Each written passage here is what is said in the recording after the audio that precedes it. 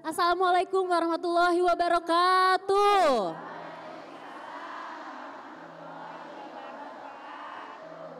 Alhamdulillah senang sekali saya Zizi Syahab hadir menemani Anda dalam kajian hati. Bunda, sehat semuanya Bun? Alhamdulillah hari ini kita ada di Masjid Atin Taman Mini. Sudah ada Ustadz Hilman di sini seperti biasa. Assalamualaikum Ustadz. Waalaikumsalam warahmatullahi wabarakatuh. Seperti biasa di kajian hati kita akan mendengarkan kajian dari Ustadz. Bunda-bunda di sini juga nanti bisa tanya langsung ke Ustadz. Kita akan bermuhasabah dan juga bisa tanya jawab juga. Dan hari ini temanya Masya Allah jelek banget. Ibu atap duniaku, kunci surgaku. Langsung aja kita kasih kesempatan untuk Ustadz langsung memberikan kajian untuk kita semua, silakan. Bismillahirrahmanirrahim. Assalamualaikum warahmatullahi wabarakatuh.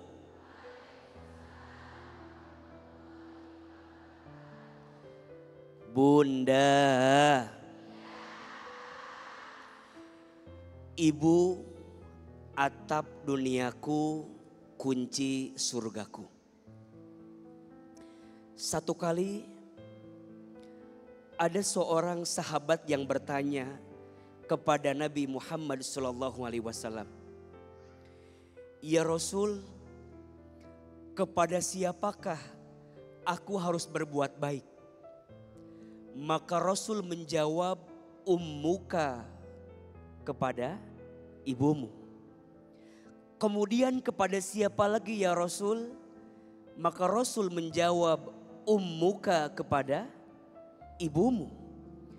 Kemudian kepada siapa lagi ya Rasul? Rasul menjawab, "Ummuka," kepada ibumu. Kemudian kepada siapa lagi ya Rasul? Maka Rasul menjawab, "Tsumma abuka," kepada bapakmu. Ibu disebutkan berapa kali? 3 kali. Ayah disebutkan berapa kali? 1 kali. Kenapa Ahilman? Ini menunjukkan bahwa posisi seorang ibu sangatlah penting dalam kehidupan kita. Betul? Ibu mengandungmu. Ibu melahirkanmu. Ibu menyusuimu. Ibu membesarkanmu.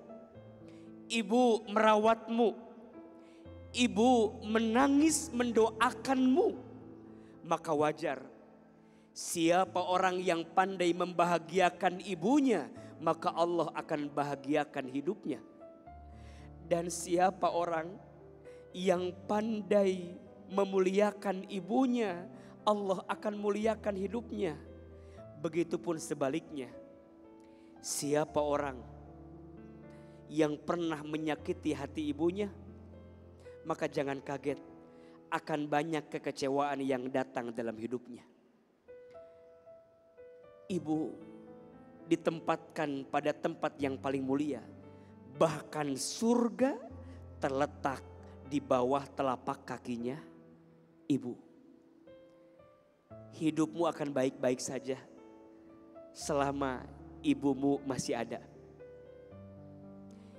Hidupmu akan terasa istimewa selama ibumu masih ada. Tapi mohon maaf, rasanya hidupmu akan terasa hampa ketika ibumu telah tiada. Maka mohon maaf, siapapun yang pernah menyakiti hati ibunya, minta maaf. Jangan sampai luka hati yang pernah menggores perasaan ibu kita menghambat datangnya kebaikan dalam hidup kita. Orang tua itu pintu surga yang paling tengah. Ibu itu pintu surga yang paling tengah. Jika ingin masuk surga melalui pintu yang paling tengah, maka berbuat baiklah kepada ibumu. Jika ingin masuk surga dengan cara yang mudah, maka bahagiakan ibumu. Doa ibu itu mustajab. Dia berbisik di bumi yang mengaminkan malaikat, yang mengijabah Allah Subhanahu wa taala. Beruntunglah engkau yang sering didoakan oleh ibumu. Berbahagialah engkau yang sering didoakan oleh ibumu. Sungguh bagi kami yang telah kehilangan ibu, yang paling menyedihkan bukan ketiadaan sosoknya, tapi yang paling kehilangan untuk kami yang pernah kehilangan seorang ibu, kehilangan doa-doa ajaib darinya. Mudah-mudahan kita bisa menjadi anak yang berbakti kepada ibu kita. Kita menjadi anak yang pandai membahagiakan ibu kita. Dan untuk semua bunda yang sudah menjadi ibu, belajar ya jadi ibu yang baik. Lelahmu ketika melahirkan, lelahmu ketika menyusui, lelahmu ketika membesarkan anak, lelahmu ketika merawat anak, lelahmu menangis mendoakan anak, maka lelah itu akan mengantarkan engkau masuk surganya Allah Subhanahu wa taala. Jangan pernah berhenti berbuat baik kepada ibumu, karena ibumu adalah atap duniamu, kunci surgamu. Rabbighfirli wali walidayya warhamhuma kama rabbayani shaghira. Ya Allah, ampuni dosaku dan ampunilah dosa kedua orang tuaku, dan sayangilah keduanya sebagaimana mereka menyayangi kami sewaktu kecil. Amin ya rabbal alamin.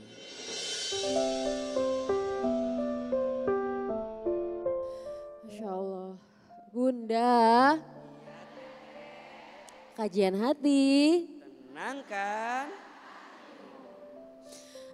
Baik, sekarang langsung kita kasih kesempatannya untuk ada Kak Denada di sini yang mau langsung tanya sama Ustadz, silakan Kak. Assalamualaikum Ustadz.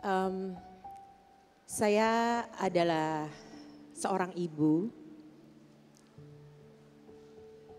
yang juga merupakan anak dari seorang ibu yang Masya Allah. Saya selalu merasa bahwa Allah itu baik banget.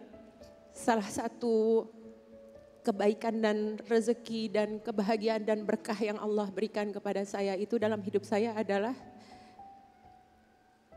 saya terlahir dari seorang ibu yang luar biasa.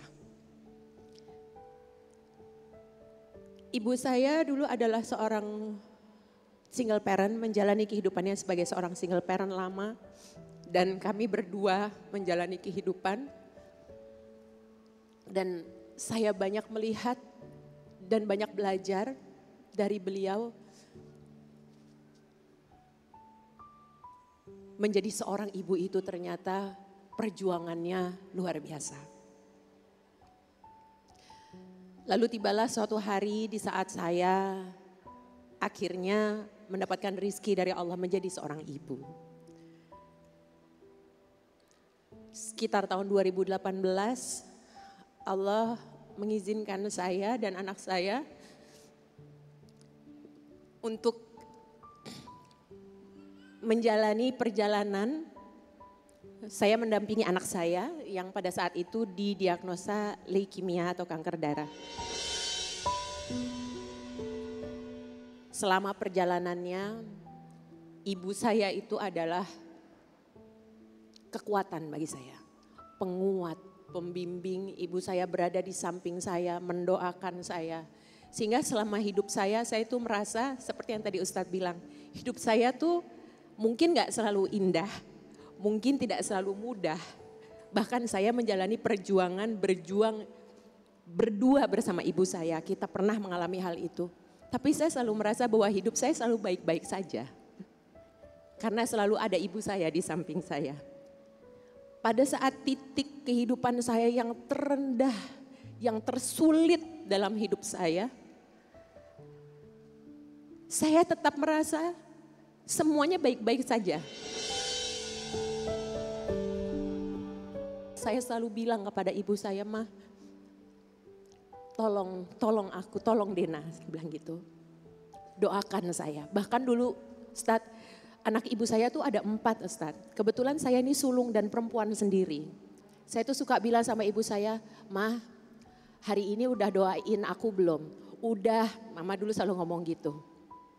"Semua anak mama empat-empatnya sudah mama doain semuanya." Saya bilang, "Saya gak mau. Dena maunya kalau misalnya mama doain yang lain 4 kali, Dena maunya didoainnya 20 kali." Dan selalu saya omongin itu walaupun dengan bercanda, tapi selalu saya omongin itu sehingga ibu saya sampai bilang bahwa iya, mama sudah doakan kamu lebih banyak dari adik-adik kamu yang lain. Setelah sekian lama saya menjalani kehidupan dengan anak saya, ibu saya mendampingi juga untuk anak saya menyelesaikan, alhamdulillah Ustaz, menyelesaikan pengobatannya. Setelah pengobatannya selesai, di bulan Januari kemarin, Allah ambil ibu saya kembali.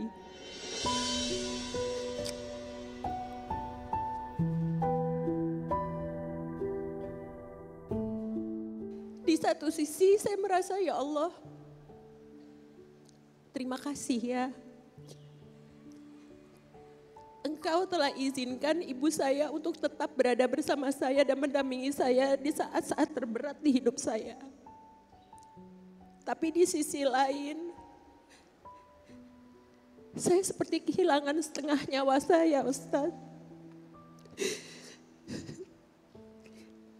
Saya seperti merasa gimana saya harus hadapin hidup saya kalau gak ada ibu saya di samping saya.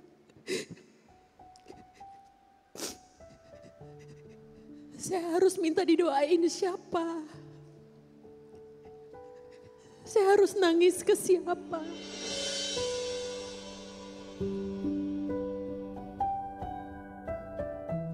Saya gak pernah merasa putus asa dalam hidup saya, Ustadz. Seberat itu perjalanan yang harus kami jalani dan kami saya ikhlas menjalaninya. Tapi seberat itu perjalanan yang harus saya lewati bersama dengan anak saya tetap merasa saya akan baik-baik saja karena ada ibu saya. Dan sekarang itu sudah gak ada lagi di hidup saya, Ustaz. Saya harus bagaimana? Saya merasa saya gak punya kekuatan dan gak punya kaki. Berasa seperti kehilangan separuh nyawa saya. Bagaimana saya harus menjalaninya semua ini ke depannya, Ustaz? Satu itu, dan yang kedua, apakah masih ada, walaupun ibu saya sudah tidak ada lagi di dunia ini, apakah masih ada ibadah atau hal-hal yang bisa saya lakukan sebagai seorang anak, sebagai bentuk bakti dan pengabdian saya untuk ibu saya walaupun beliau sudah tidak bersama lagi di dunia. Itu saja Ustaz dari saya. Terima kasih. Assalamualaikum warahmatullahi wabarakatuh. Waalaikumsalam. Boleh.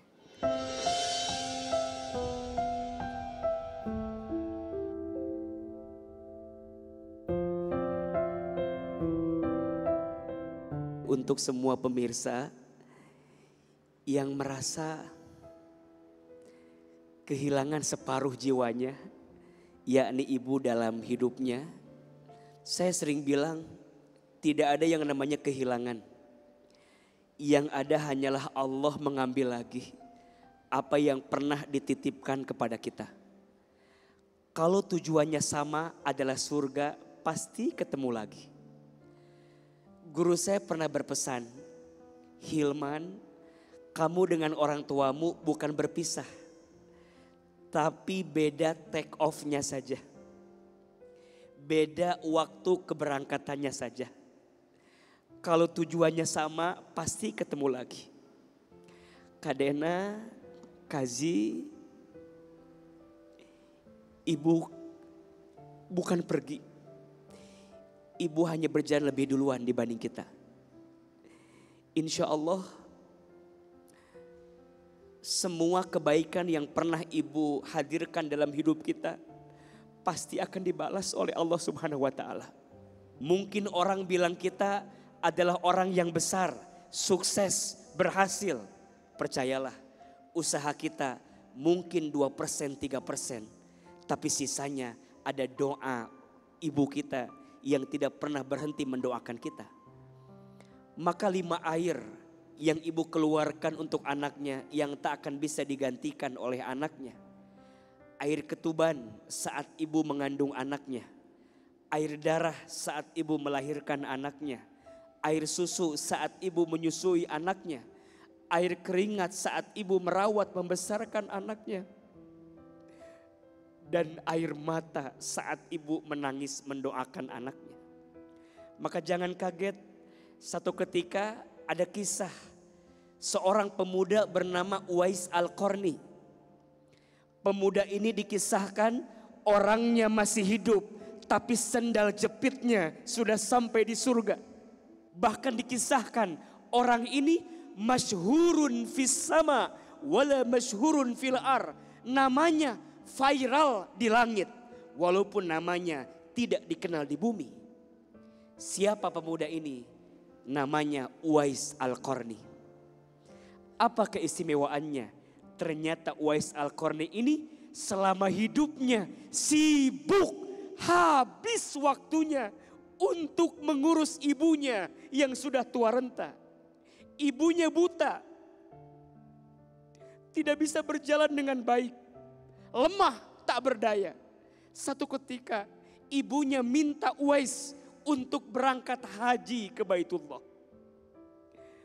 Apa kata Uwais? Ibu, berangkat haji itu butuh biaya, butuh materi, sedangkan kita tidak punya. Singkat cerita, akhirnya Uwais menggunakan punggungnya untuk menggendong ibunya dari Yaman ke Mekah. Disiapkan kursi kecil, ibunya naik ke punggungnya Uwais, kemudian berjalan dari Yaman ke Mekah menggendong ibunya agar ibunya bisa berangkat haji. Qadarullah, setelah selesai ibunya meninggal. Doa seorang anak yang memuliakan ibu mustajab. Namanya masih di bumi, tapi namanya sudah sampai di langit. Orangnya masih hidup, tapi sendal jepitnya sudah sampai di surga. Maka apa ibadah yang bisa kita lakukan Ustadz untuk ibu yang telah wafat? Ada 4. 1, doakan. Jangan lepas doa terbaik untuk ibu kita masing-masing. 2, lanjutkan kebiasaan baik ibu kita. Kalau dulu Kak Dena tahu kebiasaan baik ibu apa, lanjutin sama Kak Dena. Yang ketiga, sambungkan silaturahmi. Kalau ibu punya saudara, punya kerabat, sambungkan. Sungguh ibu kita akan bahagia kalau anaknya menyambungkan silaturahmi dengan kerabatnya. Dan yang keempat, sedekah atas nama ibu kita. Satu kali ada seorang sahabat bernama Sa'ad bin Ubadah. Dia bertanya, ya Rasul, aku ingin berbuat baik kepada ibuku, tapi ibuku sudah meninggal. Bagaimana caranya? Kata Nabi, bangunkan sumur atas nama ibumu. Maksudnya, selama air itu mengalir, maka selama itu pahalanya mengalir untuk ibu kita. Mudah-mudahan untuk ibunya yang masih hidup, Allah panjangkan umurnya, Allah sehatkan badannya, Allah bahagiakan hari tuanya. Dan untuk ibu kita yang telah wafat, semoga Allah lapangkan alam kuburnya, Allah terima iman Islamnya, Allah ampuni dosa-dosanya, Allah jadikan kuburan ibu kita raudhah min riyadil jannah. Dan semoga kita bisa bertemu lagi dengan ibu kita di surganya. Amin ya rabbal alamin. Saya nggak kuat kayaknya. Saya sedih ngelihat anak saya seperti ini. Saya takut ngelihat anak saya seperti ini. Saya khawatir, saya ibunya. Kau titipkan anak ini kepadaku ya Allah. Dengan segala jalan yang keadaan situasi yang harus kami jalani sekarang ini. Waktu itu yang beliau sampaikan kepadaku adalah, kalau kamu merasa apa yang Allah tetapkan terjadi di hidup kamu itu berat buat kamu, keluarlah logat Jawanya, nangiso kamu sama Allah. aku itu beruntung sekali sebagai seorang hamba Allah, beruntung sekali karena Allah itu izinkan aku lahir dari rahimnya Emilia Contessa. Semua kebaikan, semua ilmu yang baik, semua hal yang bermanfaat yang aku dapatkan di dunia ini, aku dapat dari. Yang paling menyamankan adalah disadarkan ya bahwa kita tuh sebenarnya tidak ada kata kehilangan. Gitu. Kan sebisa mungkin supaya nanti aku betul-betul bisa ketemu mama lagi di insya Allah di jannahnya Allah. Amin ya rabbal alamin.